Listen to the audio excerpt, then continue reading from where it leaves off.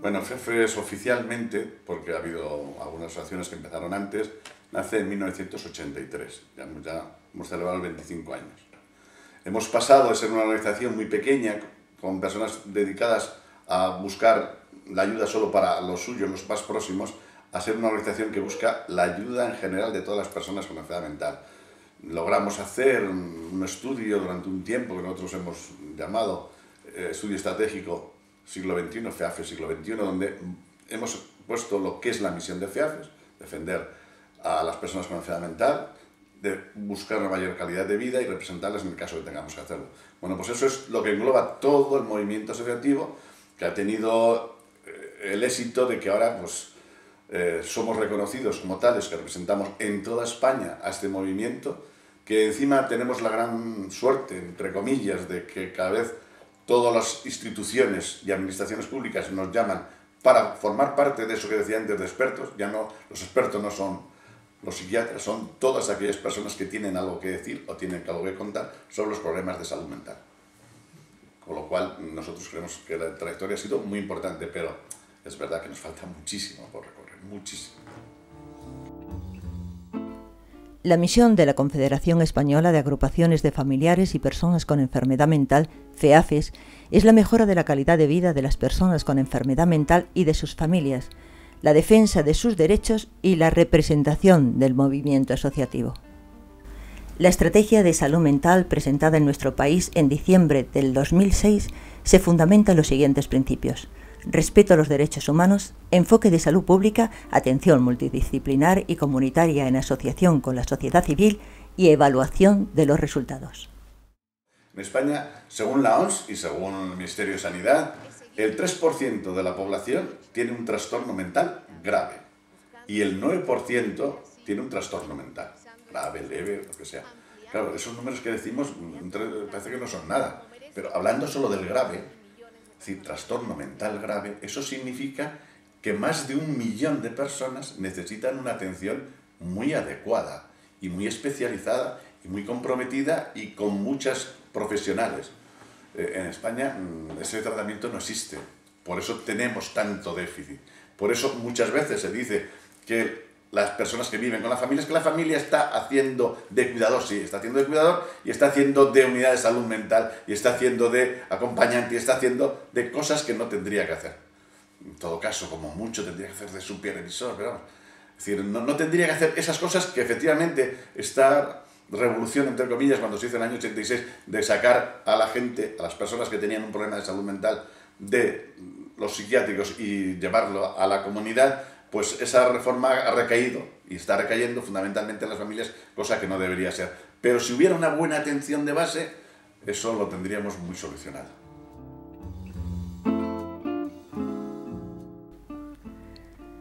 El Ministerio de Sanidad y Política Social ultima un centro psiquiátrico experimental en Valencia que servirá de referencia para toda España y que combinará el ingreso voluntario con terapias activas. Hoy en día, el 88% de los pacientes mentales de nuestro país está al cuidado de sus familiares o amigos. Nosotros, como organización, la Confederación FEAFES y las asociaciones que estamos por toda España, que somos más de 219 y más de 41.000 socios, lo que estamos haciendo siempre tenemos dentro de nuestras asociaciones unos programas que decimos básicos. Y uno es, lo llamamos escuelas de familia, es un programa psicoeducativo. ¿Qué consiste? Pues dar información sobre lo que es la enfermedad y formación sobre aquellos aspectos donde la familia pueda ayudar, puede, lo que decimos nosotros, resolver problemas. Eso es un elemento muy básico, porque la familia en un momento puede ser cuidadora, pero luego necesitamos otras herramientas que no tenemos, que son lo que debería hacer que la atención fuera más adecuada. Si se atiende adecuadamente a la persona con enfermedad mental, va a producir menos gastos, menos hospitalizaciones, por tanto menos gastos, pero es que hay otra cosa, si se le atiende adecuadamente, se le incorpora a la sociedad, por tanto va a trabajar, no va a tener que pagarse pensiones, no va a producir. Es decir, una buena atención es una mejor facilidad para ahorrar dinero, pero eso cuesta, porque para hacer eso se necesita profesionales que puedan atender adecuadamente. Eso es lo que nos falta, que las administraciones se vayan enterando cada vez más que invertir en salud mental es mejorar la atención a las personas, pero también es ahorrarse dinero.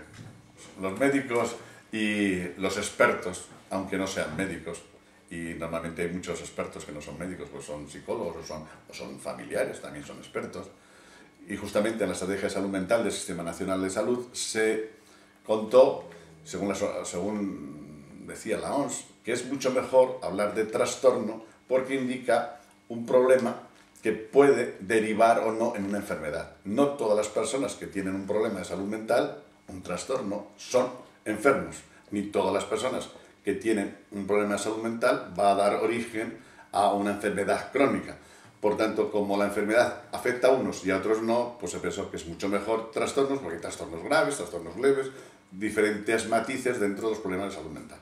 Los trastornos de salud mental están relacionados con varios apartados. Uno es a veces la herencia, otro el ambiente, otro la esencia biopsicosocial de la persona. Y claro, la persona se encuentra en muchas situaciones que efectivamente hay algunos momentos que pueden no provocar, pero sí facilitar que eso salga antes. Bueno, el estrés es uno, si no es capaz la persona de lograr superarlo, la ansiedad también, pero son elementos que coadyuvan a algo que ya está ahí.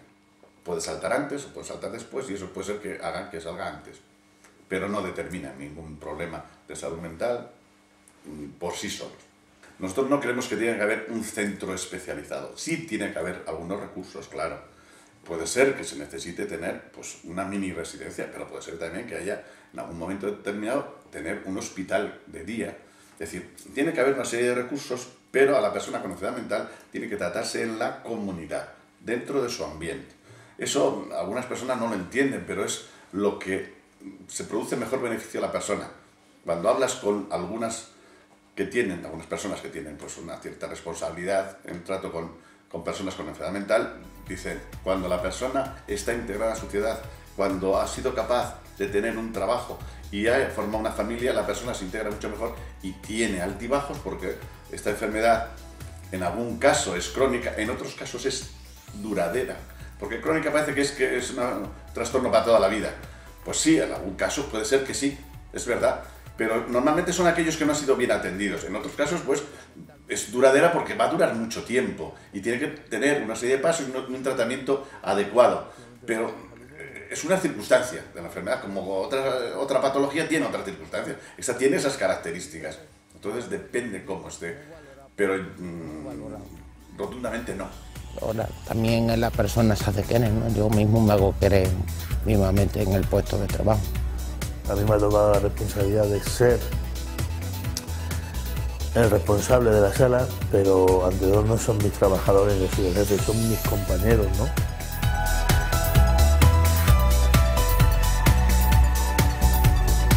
Siempre he sido muy sonriente y ahora más todavía.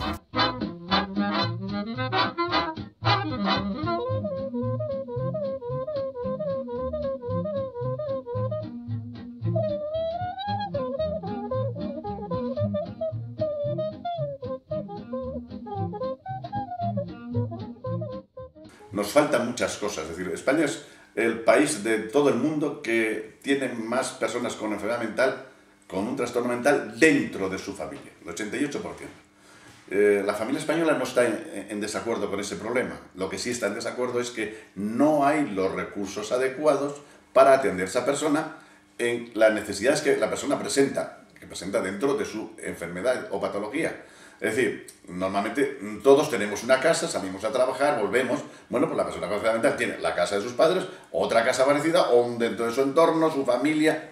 Pero si tiene otro sitio para ir a trabajar, y tiene otro sitio para ir a rehabilitarse, y tiene otro sitio para recuperarse, la persona estaría muy bien atendida. Eso es lo que aquí nos falta. No tenemos No tenemos ni lo más básico. Lo más básico son las unidades de salud mental que están lo más próximo, están las unidades de salud mental, están en los centros de salud. Bueno, pues eso ni los tenemos bien dotados, ni hay los suficientes, ni tiene el personal adecuado para poder atender. Porque esas unidades tienen que ser completas, adecuadas para las necesidades que tiene la persona.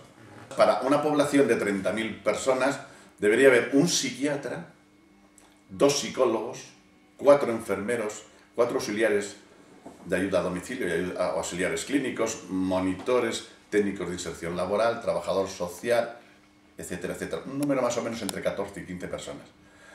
Eso actualmente pues casi no existe en ningún sitio. Por desgracia, encima se da mucha más importancia al médico que a los demás profesionales, cuando la estrategia de salud mental establece que por cada psiquiatra tiene que haber el doble número de psicólogos y por cada psicólogo el doble número de enfermeros y auxiliares. Eso se está haciendo en algunos países, pero en España todavía ese concepto no está bien dado. Bueno, pues esa atención básica, que es los primeros que van a ver, cuando alguien tiene un problema o debuta, o lo ve en la atención primaria o lo ve en las unidades de salud mental, es decir, son los más próximos. Si eso básico estuviera bien hecho, tendríamos solucionado muchas más cosas para que no tuviéramos que tener nada especializado o muy pocas cosas especializadas. Nosotros decimos que hay una serie de grupos vulnerables. Unas son las mujeres, otros son los ancianos, otros son los niños, otros son el personal que está recluso. Cuando digo recluso, lo digo así muy general, pues puede estar en las cárceles o puede estar en hospitales psiquiátricos penitenciarios. Todas esas personas decimos que son personas de riesgo. Bueno, también podría estar los inmigrantes, podría haber más personas. La mujer siempre sufre discriminación doble, por desgracia. Sufre por ser mujer y encima si padece un trastorno mental doblemente. También es verdad que si es atendida adecuadamente tiene mejores recursos que los hombres para poder afrontar el tipo de enfermedad, pero siempre que tenga una buena atención. Si no se produce, va a tener los mismos graves problemas que cualquier otra persona. Pero sí es verdad que entre un hombre y una mujer, generalmente, y aquí cuando siempre se habla en general, pues puede haber diversidad de casos, en general la mujer puede tener mejores herramientas de ayuda, pero sí es verdad que está más discriminada, es un elemento cierto. Nosotros hemos editado una guía para los medios de comunicación, hemos colaborado en otra, que es esa de Lexicon, y estamos a punto de sacar la nueva, la segunda. ¿Qué pretendemos con eso? Bueno, pues eliminar ciertos estigmas, prejuicios que existen sobre personas que tienen un problema de salud mental y darle a los medios aquellas herramientas adecuadas para que puedan emplear unas palabras que no sean peyorativas y que sean más próximas a lo que se pretende definir y a lo que se pretende determinar y lo que ha ocurrido. Pues eso, darles herramientas con un buen lenguaje. Siempre que ocurre un suceso que no se sabe explicar muy bien, y entrábamos antes siempre en los problemas de género, nosotros por desgracia tenemos pues 40, 50 personas, mujeres que mueren a mano de sus maridos, cuando eso no se puede explicar, pues muchas veces ha dicho, es una persona con un problema de salud mental, bueno, lo dicen más bien un enfermo mental o un esquizofrénico. Nosotros, ya solo el lenguaje ya es peyorativo. Primero, no existe ninguna persona que es esquizofrénico. Será una persona que tiene una enfermedad que es esquizofrénica. Primero es la persona, después la enfermedad. Segundo, si no sabes de qué es, si no sabes exactamente qué es, no utilices ya por delante el adjetivo. Es una persona que tiene un problema. No. Hombre, hemos conseguido una cosa muy importante. Por eso decía yo la colaboración con los medios y de ser cómplices con ellos. Hemos obviado que todo lo que es violencia de género ya no son personas con enfermedad mental. Eso es un éxito, eso es evidente. Es verdad que todavía existen sucesos que sí a veces es provocado por una persona que no está adecuadamente atendida y nosotros no decimos a los medios que no digan lo que es, no, decimos que si saben lo que es, utilicen el término adecuado y lo utilicen tal como debe ser, pero si lo saben, si no, pues que pregunten a los familiares o pregunten a las asociaciones, pero nunca al vecino, que está al lado, que a lo mejor no sabe muy bien de qué va. La atención a las personas que tienen un trastorno mental hay que verlo dentro de una normalidad.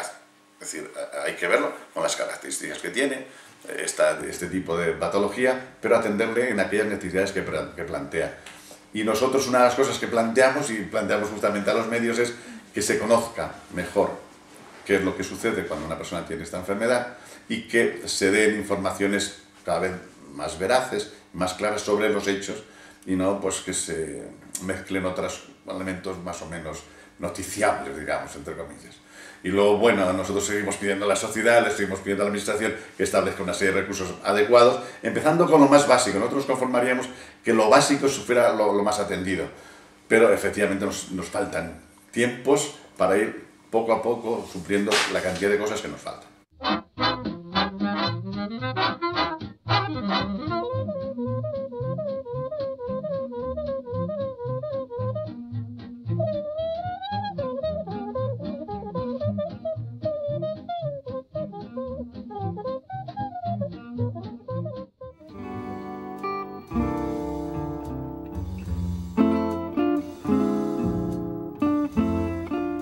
Piedad González Granada, autora del ensayo Propuestas de mejora en el marco jurídico social de protección del discapacitado psíquico por enfermedad mental, ha manifestado: este libro contribuye a la necesidad de fomentar la investigación en el ámbito de la enfermedad mental, que no solo necesita avances desde el punto de vista médico o farmacológico, sino también desde lo jurídico y social.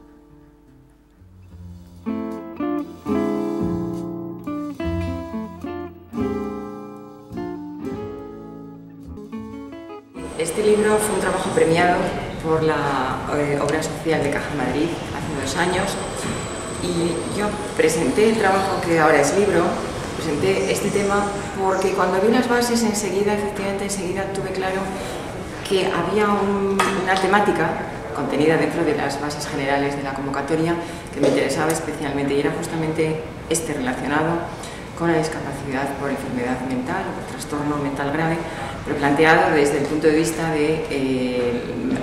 no desde el punto de vista médico, sino desde el punto de vista social, también jurídico-social. Yo soy jurista, claro, soy catedrática de Derecho, pero la perspectiva, no solo porque formaba parte de las bases, que tenía que tener un planteamiento de ese tipo, sino porque creo sinceramente que el planteamiento más interesante es el que tenga pues, un vínculo abierto con lo social. El enfermo mental en situación de desamparo es, yo algo lo he estudiado por el libro, es lo que alguien comentó, es el fracaso más rotundo del sistema de atención de los trastornos mentales, ¿no? Efectivamente hay situaciones en las que, con independencia de que el enfermo, bueno, esté o no esté incapacitado, es decir, haya sido sometido a un proceso de incapacitación, con independencia de ello, en muchas ocasiones pues terminan viéndose solos. El amparo familiar muchas veces, que generalmente es la madre, el padre, generalmente la madre, pues llega un momento en que muchos de ellos terminan viéndose desamparados, ¿no? Por la familia. Los amigos pues también terminan dejándolos, porque naturalmente los problemas que ocasionan pues hace que esa soledad más tarde o más temprano, y entonces estos seres desamparados, las posibilidades legales que yo las analizo en el libro, las posibilidades legales que existen para mejorar su situación de desamparo están muy limitadas, y de hecho yo postulo ahí que desde la administración se tome en serio esto que en algunas comunidades existen, las instituciones estas de tutela, las instituciones públicas, que también existen privadas, pero yo creo que la administración debe tratar de responsabilizarse de esas situaciones, que están muy relacionadas, por cierto, con el fenómeno social de la mendicidad. Muchas de las personas que se encuentran mendigando en la calle son enfermos mentales, no diagnosticados o estos diagnosticados pero en situación de desamparo, que abandonan los tratamientos, que terminan encontrándose completamente solos, pierden la familia, pierden el trabajo, pierden todo. FEACES insiste, y de hecho en el libro se ha corregido casi constantemente, no les gusta el término enfermo mental. En todo caso, persona con enfermedad mental, pero si se puede suprimir todo lo referente, ni siquiera persona con enfermedad mental, sino persona con trastorno mental. Lo que pasa es que yo digo que, bueno, pues me parece muy bien, sí, pues es un término que tiene una connotación muy negativa, pero es que no debiera ser así. O sea, yo es que lo que creo es que no se debe cambiar el término, sino sustituir la mentalidad. Lo que debería modificarse es la mentalidad y no el término, ¿no? O sea, una persona que tiene una enfermedad mental, como otra tiene una patología digestiva o de otro tipo, ¿no? Entonces, bueno, yo tiendo a utilizar todo, pues porque, hombre, procuro evitarlo, pero enfermedad mental, desde mi punto de vista, son aquellos trastornos mentales graves. Hay la certeza de que hay un porcentaje muy elevado de personas que están ingresadas en prisión que tienen patologías mentales graves, que acaban siendo, pues, Ya estar en prisión supone un grave trastorno para la persona, pero las personas que tienen patologías mentales graves pues acaban en una situación muy triste. Yo he trabajado sobre la ley de violencia también, no relacionándolo con la discapacidad, pero la visión de conjunto que puedo tener sobre ambos fenómenos es que efectivamente en muchas ocasiones la enfermedad mental está detrás también de muchas cuestiones de estas, ¿no? La limitación a que está abocada la protección por parte de la ley de violencia es muy clara, porque claro, se refiere a situaciones de pareja, porque el agresor tiene que tener un vínculo sentimental o haberlo tenido en el pasado con la víctima, con lo cual se están excluyendo muchas situaciones de violencia y en concreto, que se comentaba también antes, me parece, lo que tiene un nombre que es la llamada violencia institucional y que son víctimas de violencia pues, por parte de quien debería cuidarles. Sí, así es, por parte de algún tipo de personal de la propia institución en la que está internada la persona. Y hay estudios sobre ello y las cifras son altas, las cifras de ese tipo de violencia que desgraciadamente no tienen la cobertura especial de la ley de violencia sobre la mujer, porque esta tiene ese cauce tan estrecho que se refiere solo a la violencia ejercida por alguien que tenga o haya tenido un vínculo sentimental con la mujer. Yo aprovecho ya también para decir que la ley de violencia sobre la mujer yo creo que tendría que ser tendría un cauce más amplio y no incluir todas las manifestaciones de violencia sobre la mujer, que es de lo que se trata, y no solamente las que son ejercidas por el cónyuge o el novio o el exnovio, sino todas las, ya que se ha hecho la ley, ¿no? Porque se ha considerado que a la mujer se le debía esa protección especial, pues sin excluir otras facetas de la violencia.